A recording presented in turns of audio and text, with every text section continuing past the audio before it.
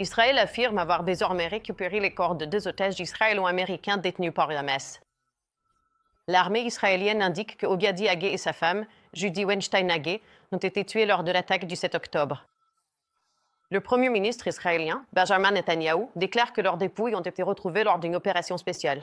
Parallèlement, le gouvernement de Gaza, dirigé par le Hamas, affirme que 3 journalistes ont été tués après une frappe israélienne dans la cour d'un hôpital de la ville de Gaza dans la nuit. L'armée israélienne a réagi en déclarant que la frappe visait un terroriste. Accueillons maintenant le porte-parole de l'armée israélienne, Nadav Shoshani, pour en savoir plus à ce sujet. Nadav, merci d'être avec nous. Je voudrais commencer par la récupération des corps de ces 2 otages. Où les forces israéliennes les ont-elles retrouvés? Et pensez-vous que cela pourrait permettre de retrouver d'autres otages? Eh bien, c'est exactement le genre de matinée que nous espérons et pour laquelle nous agissons chaque jour. C'est un peu mitigé, évidemment, car nous voulons avant tout récupérer des otages vivants, mais cela a été le résultat d'une opération planifiée, fondée sur des renseignements que nous recueillons depuis un certain temps. Comme vous le savez, depuis le début de la guerre, nous recueillons des renseignements pour retrouver et localiser nos otages. Il s'agissait d'une opération spéciale menée par nos forces, en collaboration avec eux, le service de sécurité israélien, le Shin Bet, dans la nuit à Khan Younes. Au cours de cette opération spéciale, nous avons pu retrouver les corps de Judy et Gadi. Judy et Gadi ont été assassinés le 7 octobre par le Hamas. Nous parlons d'Américains d'origine israélienne âgés de 70 ans. Judy était enseignante en éducation spécialisée et Gadi était cuisinier dans la cuisine du kibbutz. Ils ont été assassinés et leurs corps ont été emmenés, eux, comme rançon, comme monnaie d'échange à Gaza, où ils ont été retenus pendant plus de 600 jours. Nous avons pu récupérer leurs corps grâce à cette opération spéciale. Nous avons pu procéder rapidement à une identification en Israël, une identification médico-légale et prévenir la famille, et évidemment, ce sont des résultats très satisfaisants. C'est pour cela que nous opérons à Gaza. C'est pour cela que je suis revenu en service.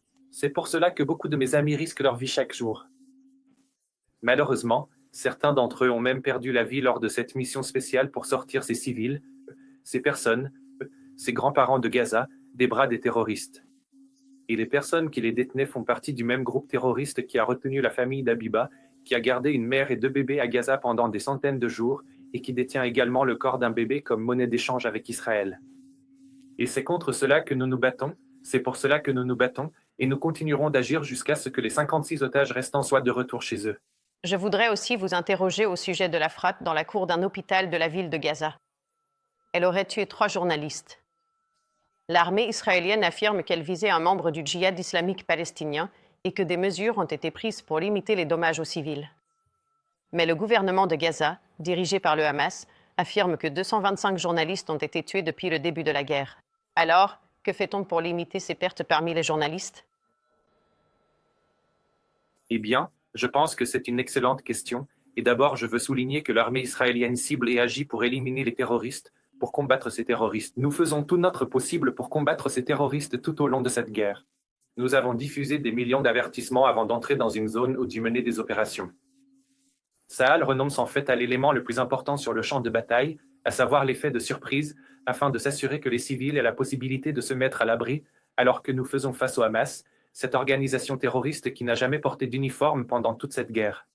La dernière et unique fois où je les ai vus porter un uniforme depuis le 7 octobre, c'était lors de ces cérémonies pendant la trêve. Nous faisons donc face à un ennemi qui se cache délibérément derrière les civils. Nous faisons face à un ennemi qui utilise, des symboles internationaux comme les écoles, les hôpitaux et les journalistes pour dissimuler ces opérations terroristes, et je peux parler de ce qui s'est passé ce matin. Nous avons ciblé une opération du djihad islamique. Je peux l'affirmer en toute connaissance de cause, et je peux dire avec une grande certitude que c'était aussi la personne que nous avons, touchée lors de la frappe, et, je pense que dans les prochaines heures, nous serons en mesure de fournir plus d'informations. Nous avons vu tout au long de cette guerre, malheureusement, qu'il y a eu des cas où des journalistes se sont retrouvés pris entre les tirs croisés entre les FDI et le Hamas, mais nous avons aussi vu de très nombreux cas, et il y en aura d'autres, peut-être même dès aujourd'hui, de terroristes qui portent un gilet de presse pour essayer, de convaincre le monde, pour tenter de se cacher derrière un journaliste ou de se cacher derrière des hôpitaux, des écoles ou d'autres lieux de ce genre. Et nous faisons tout ce que nous pouvons, et encore une fois, il ne s'agissait pas d'une attaque contre un hôpital, c'était près d'un hôpital. Nous faisons tout notre possible pour nous assurer que nous visons ces terroristes et non des civils innocents, ni des journalistes. Je suis personnellement en contact étroit avec des journalistes, évidemment, chaque jour en tant que porte-parole. Ce n'est pas quelque chose que nous visons. Et je crois que c'est le même cas dans cet incident, et je peux parler de ce que je sais, et ce que je sais, c'est que nous avons ciblé un membre du djihad islamique, un terroriste qui voulait, tuer nos soldats. Et rien que ces dernières semaines, 4 soldats ont été tués sur le champ de bataille. Ils ont été tués par des personnes qui ne portaient pas d'uniforme. Ils étaient habillés en civil. Ils se cachaient, derrière des infrastructures civiles, et c'est ce à quoi nous sommes confrontés à Gaza, et nous faisons de notre mieux pour cibler ces terroristes et pour nous assurer que nous donnons, la meilleure chance aux civils de se mettre à l'abri. Et nous faisons aussi tout notre possible pour que ces civils reçoivent, l'aide appropriée et qu'ils la reçoivent directement, sans que le Hamas ne mette la main dessus. Que pouvez-vous me dire de plus sur cette cible que vous affirmez avoir atteinte lors de cette frappe? C'est, comme je l'ai dit, et nous devons évaluer les médias et nous devons, avoir les conséquences de cela et faire, comme nous le faisons après chaque frappe. Vous savez, après chaque attaque, contre un terroriste, après chaque frappe que nous menons, nous en tirons des leçons. Nous voulons voir si nous avons réussi, nous voulons voir si ce n'est pas le cas. S'il y a des cas qui ne sont pas bons, nous menons notre propre enquête, nous tenons les personnes responsables. Dans ce cas, dans cet incident, ils ont déclaré, selon l'enquête préliminaire, qu'il s'agissait d'une frappe menée contre un terroriste du djihad islamique. Je ne peux pas donner plus de détails sur son identité. Je pense que je pourrais, dans quelques heures, déclassifier ces renseignements. Et nous agissions contre quelqu'un dont le but était, de tuer des soldats de Tsahal et de tuer des civils. Et, nous savons qu'il était personnellement impliqué dans des actes terroristes et qu'il faisait partie du djihad islamique. Et vous avez parlé de garantir que les gens puissent recevoir de l'aide en toute sécurité. La Fondation humanitaire de Gaza, gérée par des Américains et des Israéliens, affirme que 2 centres de distribution ont désormais rouvert, mais de façon limitée. Or, plus tôt cette semaine, les forces israéliennes ont ouvert le feu sur ou près de 2 de ces sites. Cela a entraîné des dizaines de morts. Et après l'incident de mardi, une source militaire israélienne a déclaré à ABC News qu'une poignée de soldats de Tsahal avaient ouvert le feu après que des milliers de personnes se soient dirigées vers eux, qu'ils ont vu cette grande foule tirer des coups de semonce, puis ouvert le feu. Vous dites que vous prenez des mesures pour garantir que les gens puissent recevoir de l'aide en toute sécurité, et je sais que la Fondation a en fait demandé davantage de garanties et de formation pour les soldats de Tsahal. Alors, parlez-moi de cela. Qu'est-ce qui est mis en place pour essayer de s'assurer que les personnes affamées qui cherchent à obtenir de la nourriture puissent le faire en toute sécurité? Je suis donc très heureux d'avoir l'occasion de parler de ce sujet, car je pense qu'il est important de faire la part des choses entre la vérité et ce qui est diffusé par des organisations dirigées par le Hamas. Vous savez, la défense civile ou le ministère de la Santé de Gaza, comme vous l'avez dit, ils sont dirigés par le Hamas et ils diffusent de la désinformation. Dans ce cas précis, c'est un projet pour lequel l'armée israélienne a investi beaucoup de main-d'œuvre et a fait de nombreuses préparations pour que cette zone soit prête à permettre à cette organisation américaine, de fonctionner. Nous faisons tout notre possible pour nous assurer que les civils puissent obtenir. Et je veux vous dire qu'il n'y a eu aucun incident, personne n'a été tué ou blessé sur ces sites de distribution. Ce qui s'est passé, c'est que dans des zones où les gens ne sont pas censés se trouver, à des heures où ils ne sont pas censés être là, à des centaines de mètres des sites de distribution, il y a eu quelques incidents. Nous faisons de notre mieux, mais en même temps, si l'on parle d'un petit nombre de soldats face à une foule de personnes qui s'approchent d'eux, quittant la route désignée qu'ils sont censés suivre et se dirigeant vers nos troupes, ils ne peuvent pas permettre à des centaines de personnes de s'approcher et de les mettre en danger. Et ils agissent, conformément à la procédure. Mais cela ne se passe pas sur le site de distribution. Ça ne vise pas les civils. Et plus important encore, je veux vous dire quelque chose.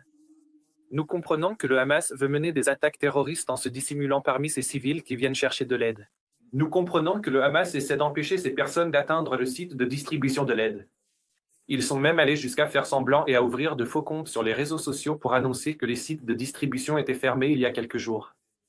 Ils sont allés jusqu'à ce que nous diffusions une vidéo montrant des hommes armés tirant sur des civils pour tenter de les empêcher d'atteindre les sites de distribution. Donc, nous comprenons que le Hamas n'apprécie pas cela parce que l'aide parvient directement aux civils, sans passer par eux, et nous comprenons qu'il y a une véritable menace que le Hamas tente de mener des attaques terroristes en se faisant passer pour des civils venus chercher de l'aide. Nous devons, tout en faisant tout pour faciliter cela, rester vigilants et nous assurer que le Hamas ne mène pas d'attaques terroristes.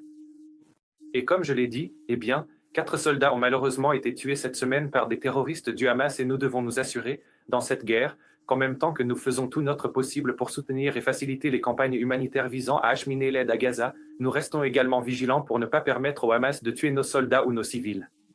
C'est quelque chose que personne ne veut voir. Et bien sûr, les soldats doivent se protéger et, comme vous l'avez mentionné, cela se passe à environ un quart de mile du site de distribution. Mais ces couloirs, en fait, les personnes qui ont été tuées ici étaient non armées. C'étaient des gens qui essayaient simplement d'obtenir de la nourriture. Alors, qu'est-ce qui est mis en place pour essayer de faire en sorte que ces foules massives, la Fondation dit qu'il y en a beaucoup plus que ce qu'ils avaient initialement prévu, soient orientées, ou guidées vers ces zones sûres et non pas, vous voyez, qu'elles soient davantage protégées et empêchées de s'aventurer dans des zones où elles risquent d'être abattues et tuées? Alors, c'est une excellente question et, comme vous le savez, le site de distribution a été fermé hier. Il a été fermé pour que nous puissions prendre des mesures et que l'organisation puisse aussi agir afin de s'assurer que les itinéraires soient plus sûrs. Et il est important de le souligner. Les incidents ne se sont pas produits, vous savez, il y a des horaires pendant lesquels ils sont censés être sur les itinéraires et pendant la nuit, ils ne sont pas censés s'y trouver. La nuit, c'est considéré comme une zone de guerre active, donc nous menons également une opération avec nos plateformes aériennes et je sais que l'organisation mène aussi ses propres actions pour s'assurer que les civils soient beaucoup plus informés sur le moment et l'endroit où venir, ainsi que sur la façon d'accéder au site de distribution d'une manière qui ne va pas à l'encontre du protocole, des itinéraires désignés et des horaires fixés. Et aussi en veillant à ce que les conditions sur le terrain soient meilleures pour s'assurer que, par accident ou non, il soit beaucoup plus difficile pour les gens de sortir des itinéraires désignés. Encore une fois, comme je l'ai dit, nous sommes déterminés à acheminer l'aide à Gaza.